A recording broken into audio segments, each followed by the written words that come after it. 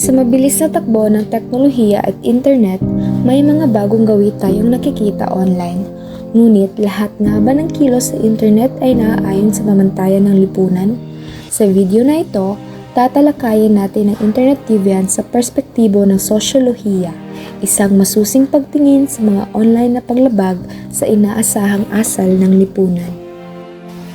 Ang salitang deviance ay tumutukoy sa paglabag sa mga norms o pamantayang panlipunan. Kapag ito ay nangyari sa internet, tinatawag itong internet deviance.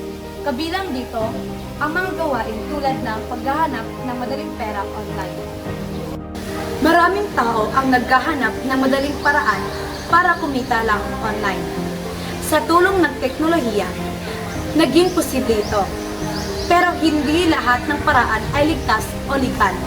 Sa video na ito, tatalakayan natin ang dalawang mapanganib na paraan ng mabilisang kita. Ang online na pagnanakaw ng pagkakakilanlan at pagsusugal sa internet. Alamin natin kung paano ito ginagawa at bakit ito dapat iwasan. Ang online na pagnanakaw ng pagkakakilanlan ay ang pagnanakaw ng personal na impormasyon gamit ang computer. Maaaring gamitin ito para makabili gamit ang credit card ng iba. Parang libre. May iba't ibang paraan tulad ng phishing, emails, keylogging software, at trojans.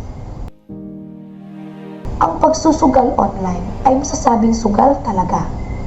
Hindi lang sa pera, kundi pati sa kalayaan mo. Ang industriya ng online na pagsusugal ay patuloy na lumalaki, kahit na iligal ito sa ilang bansa. Maraming tao ang naaakit sa mga online games tulad ng poker at mga slot machine na nakabatay sa swerte. Bagamat maginhawa ito, nagdudulot ito ng mga mapanganib tulad ng pagkakalulong, pagkawala ng pera, at posibleng pagkakasangkot sa krimen. Mahalaga na maging maingat sa paggamit ng internet, lalo na sa pagsusugal. Paghahanap ng sexual na ugnayan sa internet. Habang ang computer ay lalong ginagamit bilang kasangkapan upang kumita ng madali sa pamamagitan ng pagnanakaw ng pagkakakilanlan ng iba at pagsusugal online, isang mabilis na dumadaming bilang ng mga tao ang gumagamit ng computer upang makahanap ng madaling pakikipagtalik. Sa mga online na relasyon, niloloko ng mga may asawa ang kanilang asawa sa pamamagitan ng pakikisangkot sa mga extramarital na gawain kasama ang ibang tao sa internet. Particular sa paggamit ng email o mga chat. Para sa karamihan ng mga tao, ang pagtataksil online ay malamang na humantong sa alitan ng mag-asawa, paghihiwalay o diborsyo, tulad din ng pagtataksil sa totoong buhay. Isang social profile ng cyberporn surfers. Ayon sa datos demograpiko mula sa pornograpikong site na Sex Tracker, 2/3 ng mga manonood ng cyberporn ay higit sa 30 taong gulang at karamihan sa kanila ay may asawa, puti at kabilang sa gitnang uri ng lipunan.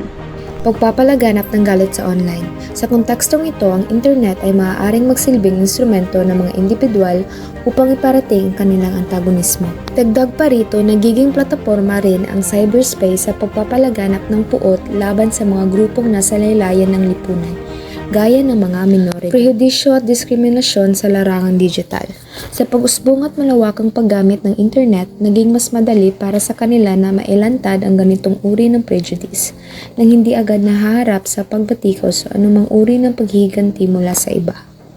Sa pamamagitan ng anonymity na inaalok ng internet, ang ugnayan ng pagkiling at diskriminasyon ay nagkakaroon ng paradoksal at magkasalungat na katangian. Pag-uusig sa pamamagitan ng cyberspace.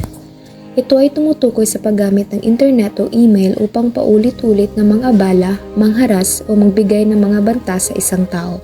Maaari itong magdulot ng malubhang emosyonal at mental na pinsala sa isang individual. Ngayon naman, ilalaan natin ang pansin sa mga cyber deviants na ang mismong target ay ang computer network. Ang computer hacking ay kinabibilangan ng pagpasok sa isang computer network at pagkatapos ay pagtataniman ng mga virus. Pagnanakaw ng data, pagpapalit ng mga username at password, pagmamanipula sa webpage o simpleng pag-explore ng network. Bilang resulta, halos lahat ng gumagamit ng computer ay naging biktima ng computer sabotage.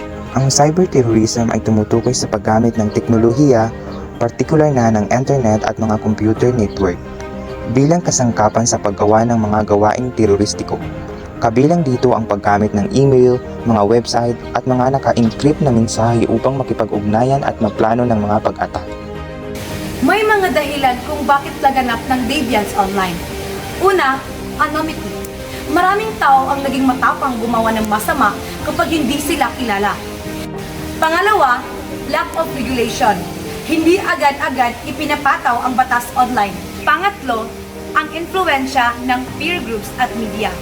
Ang ilang kabataan ay gumagaya sa nakikitang nilang uso kahit labag ito sa norms o pamantayang panlipunan. Ikaw, paano ka magiging responsabling mamamayan sa digital na mundo? Think before you click. Salamat sa panonood.